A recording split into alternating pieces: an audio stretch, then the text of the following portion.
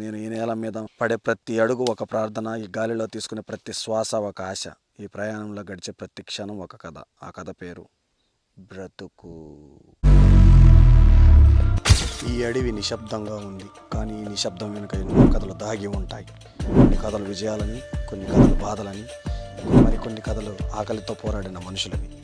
నా పేరు జోగా. నేను పుట్టింది ఈ అడవిలోనే, పెరిగింది ఈ అడవిలోనే. ఈ చెట్లు నన్ను చూస్తూ పెరిగాయి, ఈ దారులు నా అడుగులను గుర్తుపెట్టుకున్నాయి. ప్రపంచం మారిపోయింది, ఊర్లు మారిపోయాయి, మనుషులు మారిపోయారు, కానీ మా జీవితం మాత్రం అంతగా మారలేదు. ఇప్పటికీ ఉదయం లేస్తే మొదటి ఆలోచన, ఈరోజు నా కుటుంబం కడుపు నిండుతుందా అనే దానిదే. నాకు పెద్ద కలలు లేవు, భారీ సంపదలు కావాలనిపించదు. నా పిల్లలు ఆకలితో పడుకోకుండా ఉంటే చాలు, వాళ్ళు నవ్వితే చాలు, అదే నాకు ప్రపంచం. కొంతమందికి ఉదయం కాఫీతో మొదలవుతుంది, మరి కొంతమందికి ఉద్యోగంతో మొదలవుతుంది, కానీ మా రోజు బాధ్యతతో మొదలవుతుంది. నా గుడిసెలో 2 పిల్లలు ఉన్నారు. వాళ్ళు నన్ను హీరోగా చూస్తారు, కానీ నేను హీరోను కాదు, భయపడే ఒక సాధారణ తండ్రిని. వాళ్ళ భవిష్యత్తు గురించి ఆలోచిస్తూ ఉండే ఒక మనిషిని. కొన్నిసార్లు రాత్రిళ్ళు నిద్ర కూడా పట్టదు, రేపు ఏమవుతుందో తెలియదు, కానీ ఉదయం వస్తుంది, బాధ్యత కూడా వస్తుంది.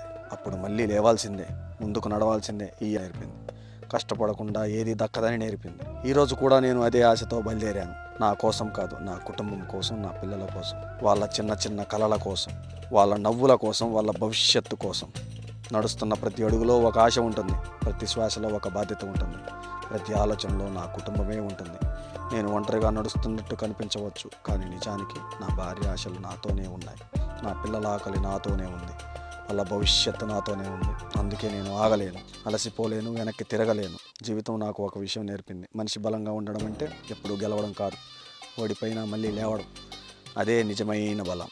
కొన్నిసార్లు అదృష్టం మన వైపు ఉండదు, కొన్నిసార్లు కష్టానికి ఫలితం దక్కదు, కానీ ఆశను మాత్రం వదలకూడదు. ఎందుకంటే ఆశ చనిపోతే మనిషి కూడా లోపల చనిపోతాడు.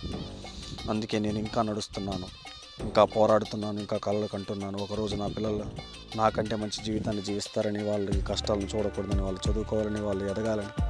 అదే నా కళ, ఇదే నా ప్రయాణం, అదే నా కథ. మరి ఈరోజు నా ప్రయాణం ఎక్కడికి వెళ్తుందో మీరు కూడా నాతో పాటే చూడండి. మీ పిల్లలు మీకోసం ఎదురు చూస్తారు, నా పిల్లలు కూడా నా కోసం ఎదురు చూస్తారు. మీరు ఈ ఉదయం లేస్తే ఆహారం కోసం వెతుకుతారు, నేను కూడా ఉదయం లేస్తే నా కుటుంబం కోసం ఆలోచిస్తాను.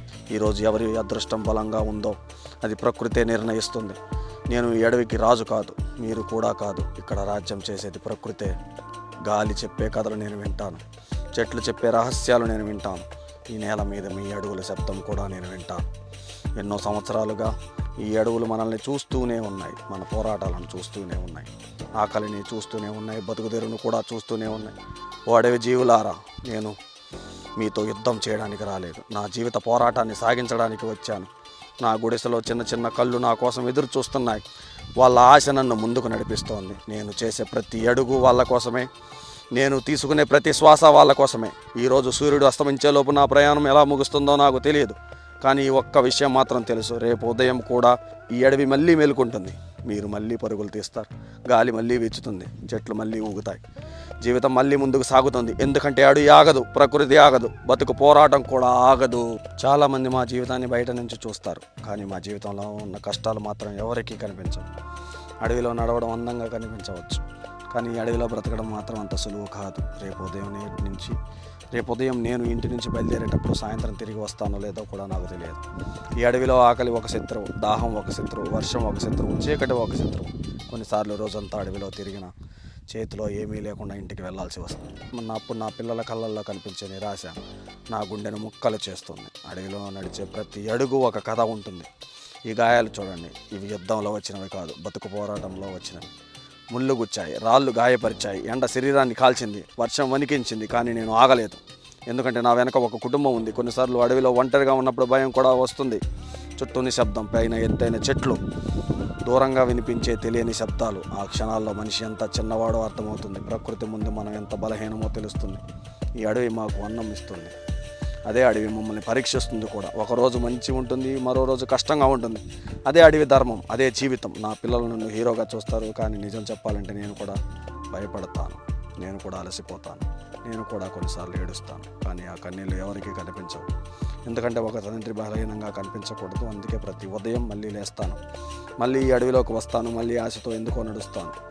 ఎందుకంటే నా జీవితం నాది కాదు, నా కుటుంబం నాది. నా పిల్లలది, వాళ్ళ భవిష్యత్తుది.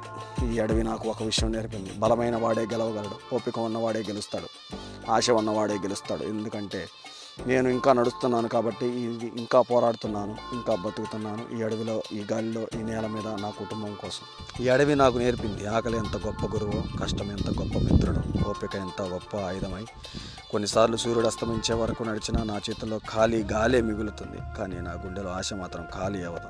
ఎందుకంటే ఆశ చనిపోతే మనిషి బ్రతుకున్నా చనిపోయినట్టు. నేను అడవిని జయించడానికి రాలేదు, దానితో కలిసి బ్రతకడం నేర్చుకోవడానికి వచ్చాను. నేను ప్రకృతికి యజమాని కాదు, దాని ముద్దు బిడ్డ, నిలబడ్డ మరో ప్రాణిని మాత్రం.